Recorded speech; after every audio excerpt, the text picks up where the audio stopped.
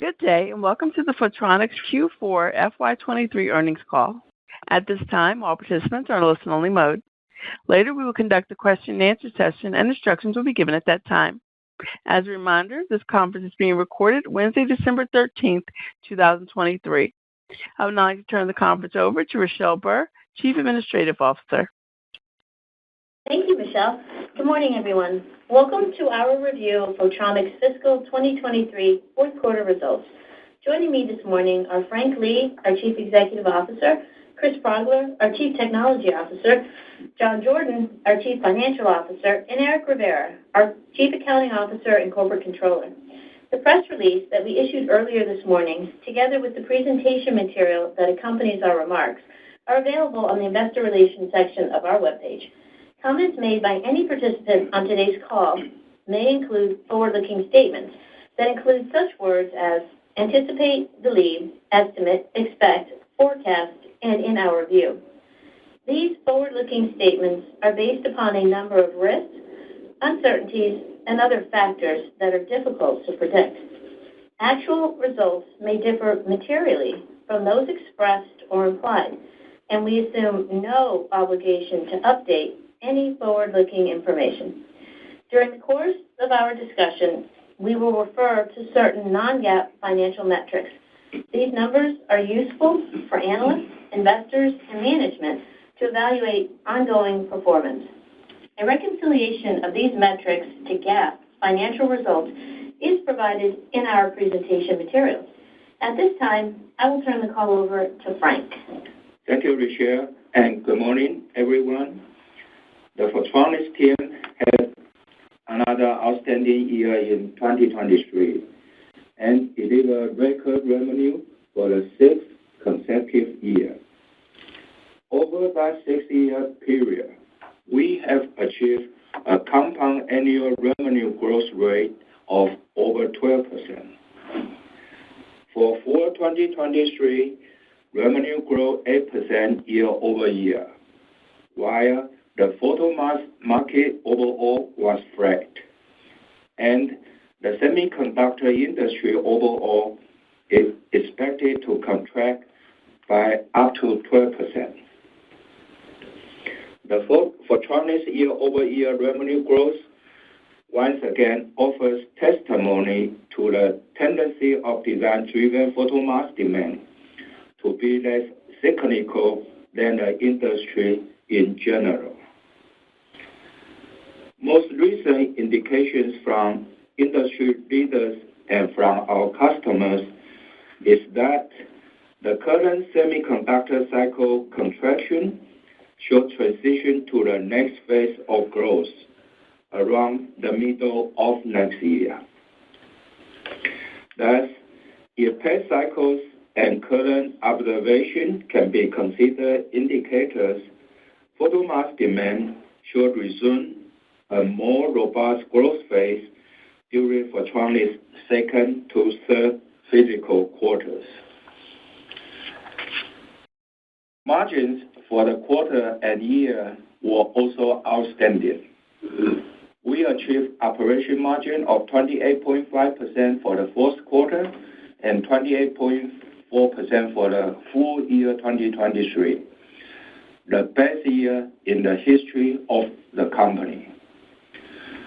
The combination of the following has continued to support the sustainability of this margin level: the high operation leverage, stable pricing from our long-term purchase agreement, our focus on delivering the best quality mask, and our driving for being the low-cost producer.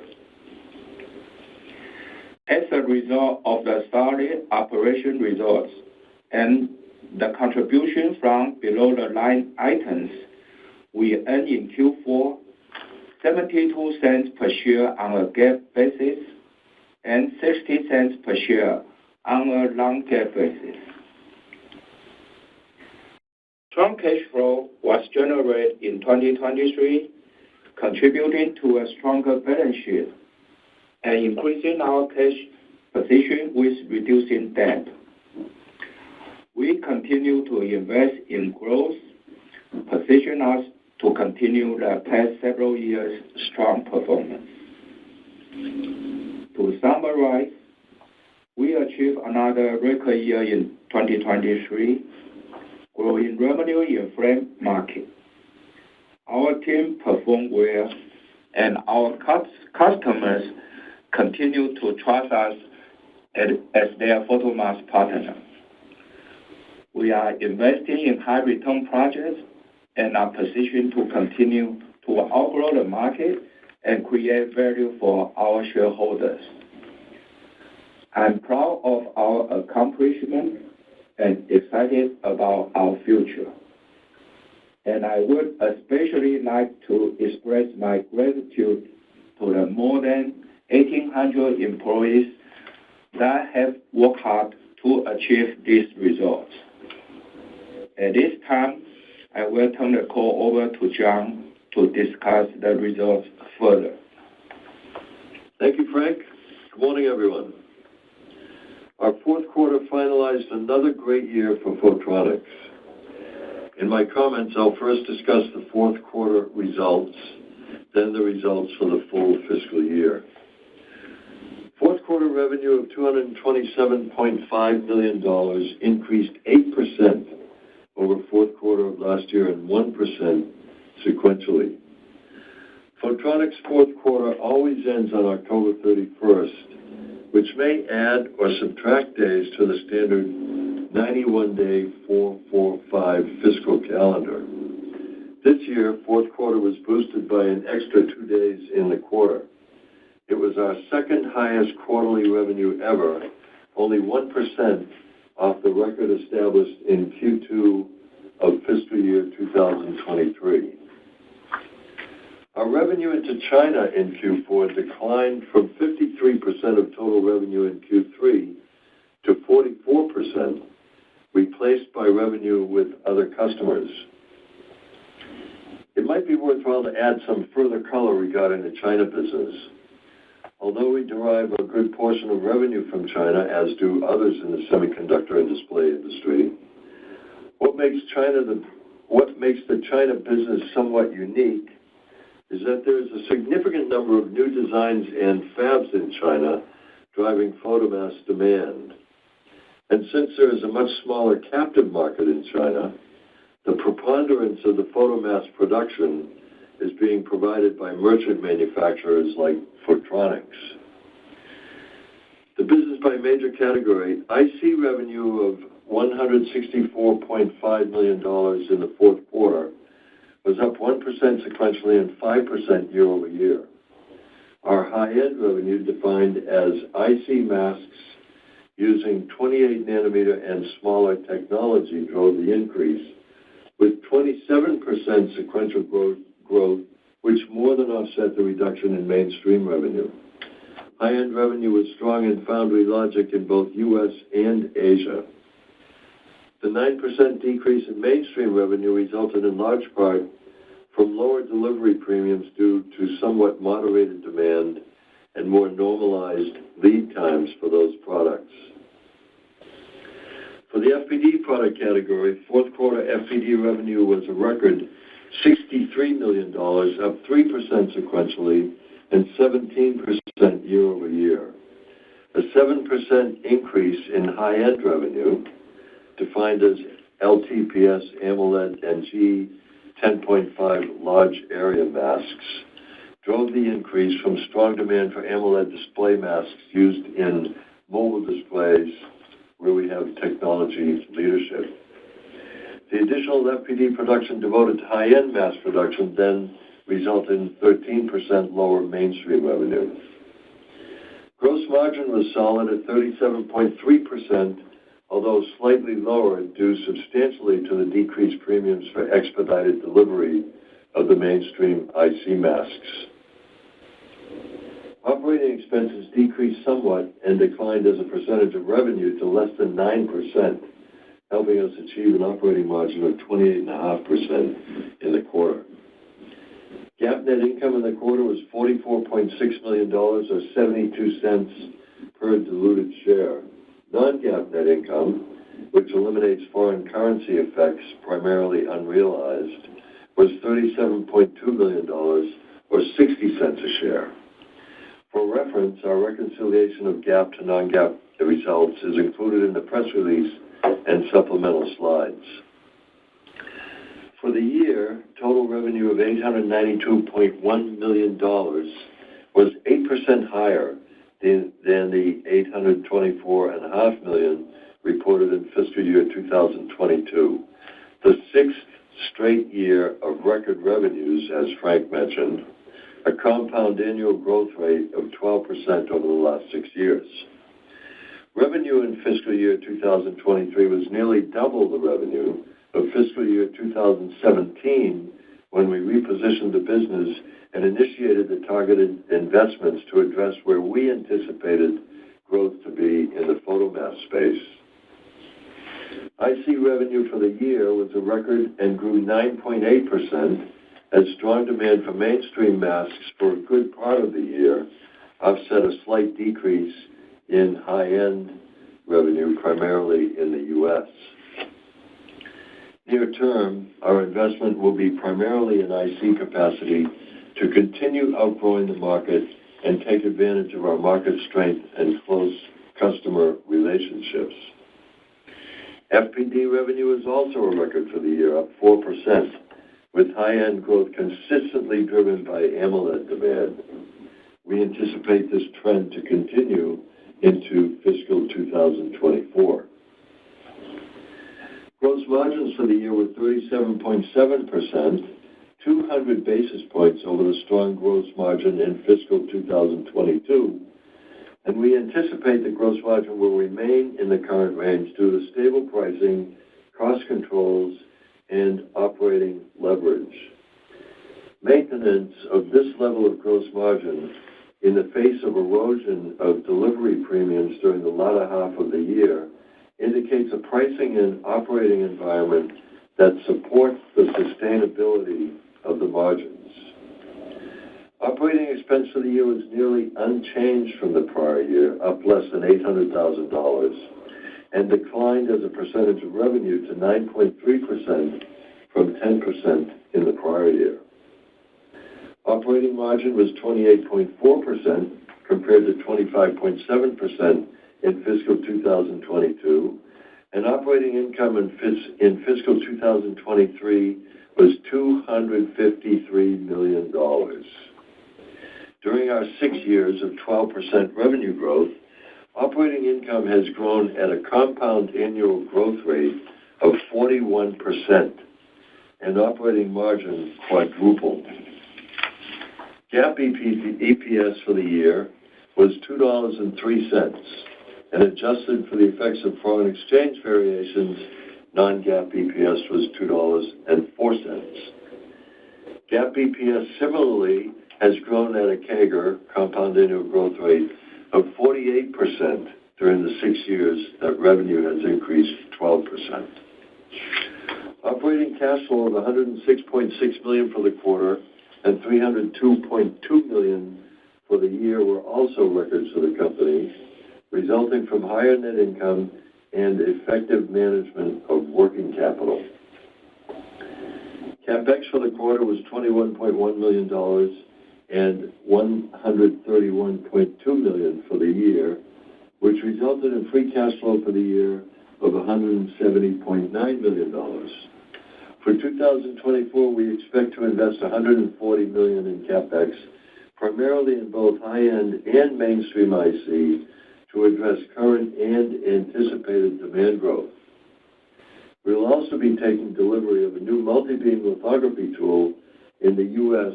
for development, then phase into high-end production enhancements, then leading-edge development during our fiscal year 2025. We ended the year with a cash balance of $499.3 million and short-term investments of $12.9 million. Some investments of cash that were previously classified as short-term investments have been reinvested in shorter-term instruments that are now classified as cash equivalents and included in the cash and cash equivalents balance at October 31st, 2023. The aggregate of cash and cash equivalents and short-term investments increased from $358.5 million at year-end 2022 to $512.2 million at October 31st, 2023. Our only remaining debt consists of low-cost equipment leases of $24.6 million. Our net cash position of $475 million provides ample liquidity to fund investments in organic growth. It also has continued to provide resilience against uncertainties inherent in an industry downturn. We have $32 million remaining of our previous $100 million authorization to repurchase our common stock, and we will continue evaluating when to resume the share repurchase initiative. Before I provide guidance, I'll remind you that our visibility is always limited, as our backlog is typically only 1 to 3 weeks, and demand for some of our products is inherently uneven and difficult to predict. Additionally, the ASPs for high-end mask sets are high, and as this segment of the business grows, a relatively low number of high-end orders can have a significant impact on our quarterly revenue and earnings. Given those caveats, we expect first quarter revenue to be in the range of $217 to $225 million. First quarter revenue for Photronics is typically seasonally lower than fourth quarter, and as I mentioned, this year's first quarter has fewer days than normal, 89 versus 91 in a typical 445 fiscal calendar, due to fourth quarter ending on October 31st, which, as I mentioned, put 93 days into the fourth quarter and shortened the first quarter. Photronics has continued to increase revenue during the entire semi-downturn, while many in the industry are reporting revenue declines, and the industry as a whole anticipates about a 12% decline in 2023 revenue. Due to the design-driven, somewhat counter-cyclical nature of the business, we expect to continue to do well in the current semiconductor and display environment, continue to report year-over-year revenue growth, and increase our market-leading position. Based on those revenue expectations and our current operating model, we estimate non-GAAP earnings per share for the first quarter to be in the range of 45 to 53 cents per diluted share. We believe that the increasing trend of both high-end IC and FPD and our additions to capacity will continue to support healthy gross margins. Our disciplined cost control will help ensure that the gross profit flows down to operating income and earnings to continue to build shareholder value. I'll now turn the call over to the operator for your questions. Thank you. If you would like to ask a question, please press star 11. If your question has been answered and you'd like to remove yourself from the queue, please press star 11 again. One moment for questions. Our first question comes from Tom Diffley with D.A. Davidson & Company. Your line is open. Yes, good morning. Appreciate the chance to ask a question here. First question on the mainstream market. Could you just talk a little bit more about the health of this market in terms of both demand and pricing? Okay, Tom. The mainstream business, especially in the 8-inch foundry business, as many foundry companies report, has slowed down quite a bit with a very kind of low wafer fab utilization rate. And with the slower market demand, our premium charge in this product segment has reduced since Q4 last year, 2023. So we believe the mainstream business slow may continue for another quarter or two. However, the business from 12-inch wafer fab seems to stabilize and start to recover in terms of photomask demand. So I think our compound ASP should be able to sustain even our premium charge in the mainstream has reduced to certain low level. Tom, I'd like to supplement that a little as well, just in terms of pricing. So as Frank mentioned, the premiums have essentially not quite disappeared, but eroded significantly. Nonetheless, the pricing, I sort of compare it to the inflation picture in the U.S. where the inflation rate has tapered off to 3.5%. But nonetheless, the prices are still 17% higher than they were 2 to 3 years ago. So we've wound up with the same situation with IC pricing where, although the premiums have really almost evaporated, the pricing is still at a level, and I kind of referred to that in my comments, where we're still able to maintain this upper 30, mid to high 30% gross margin level. Okay, maybe just to follow up on that, is pricing still below where it would cost to buy a new tool in the marketplace to build extra capacity, such that it should remain a fairly stable market for you over the next few years? Yes, actually, as Tom mentioned, our price for mainstream has increased by quite a certain percentage 2 years ago. And during these 2 years, the price erosion is very minimal, even the premium discharge. So for mainstream business, our major capital investment basically will be in the replacement for the end-of-life tool. There will be not much new capacity, especially in the mainstream area. So the only capital spending will be for end-of-life tool replacement, and the current pricing will sustain our current margin level. Okay, thank you for that. And then I'm just curious, on the high-end IC side, what are some of the end-market drivers that you're seeing for it? The End-market drivers and products. We see a lot of demand still from the AMOLED driver IC, which use 22 to 28 nanometer technology. And this is our strength. We are the major merchant mask supplier for this technology nodes, and the applications basically are mainly for driver IC. Chris, you want to add some color to this? Yeah, thanks, Tom. It's pretty wide actually, but like some of the companies we follow, auto is down. Some others like TI reported pretty good auto demand, but definitely that's still driving some tape-out activity, particularly in the compound semiconductor area.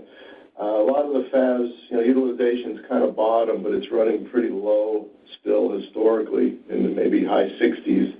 So there's a lot of new product development going on in consumer electronics and those fields which are driving tape-out demand, but not so much wafer volume. Particularly in Q4, there was a fair amount of design activity on the consumer side. Industrial is still pretty weak. Everything around the so-called AI ecosystem is pretty healthy. So we don't build a lot of photomask sets, although some for direct AI processors.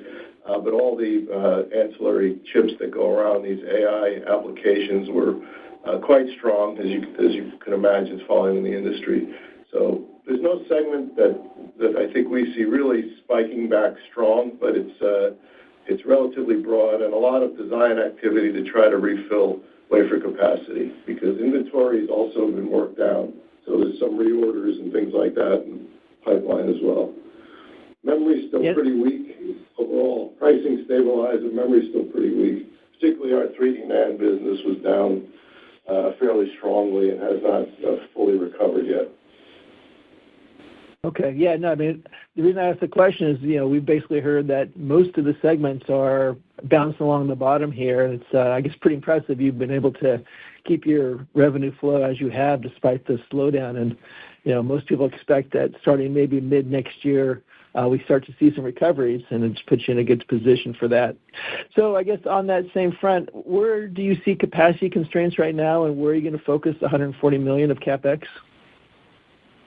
Our major investment will be, number one, as I mentioned, the end of the life tool replacement. The other one is we are positioning ourselves to the demand in 22 and 28 photomask demand, especially in China. And also, we are going to enhance our U.S.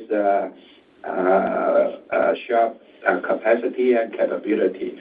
So some investment will be in the States for Boise and Allen site. Okay, great. And final question, maybe for Chris. A few years ago, you talked about the EUV consortium and how you're part of that. Any update on how that activity is going, or what potential role you might play there? Overall, our EUV business continues to grow year over year and even quarter over quarter. The OEM side of that business is probably the strongest, and then class of products we call FAB products is also fairly strong because there's a lot of EUV scanners entering the industry. And then the third category, device masks, either prototype and demo masks, also are growing. So consistent with ASML's reports, we see a lot of strength in EUV and the merchant market gradually evolving up, and we're in a pretty good position for that. As far as consortia, we're still in discussions with various groups. We're pretty well plugged into the New York Creates program, and they just announced a very large state-sponsored funding infusion into that project. There's also a consortia forming in Japan. We are starting to have conversations with as well around the Rapidus project. So nothing I think we can announce right now, but there's 2 or 3 different avenues we're pursuing now to join on to these consortia initiatives. All right. Well, great. Well, thank all 3 of you for your time today. Thank you, Tom. Thanks very much for coming on to the call. Thank you. As a reminder, to ask a question, please press star 11. Ladies and gentlemen, there are no further questions at this time. I will now turn the call over to Frank Lee for closing comments. Thank you, Michelle. Thank you for joining us this morning. We performed well in 2023 and are positioned to continue this performance in 2024.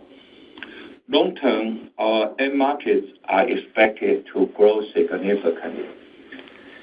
As the merchant photomask leader, we are in a great position to continue to outgrow the market, leveraging our competitive advantage to serve our growing global customers. I'm proud of our team's performance in 2023, delivering record revenue and firmly establishing Photronics as the merchant photomask partner of choice. We are optimistic regarding our future growth opportunities and look forward to updating you as we make progress. Have a good day, and thank you. Ladies and gentlemen, that concludes the conference call for today. We thank you for your participation and ask that you please disconnect your line. Good day.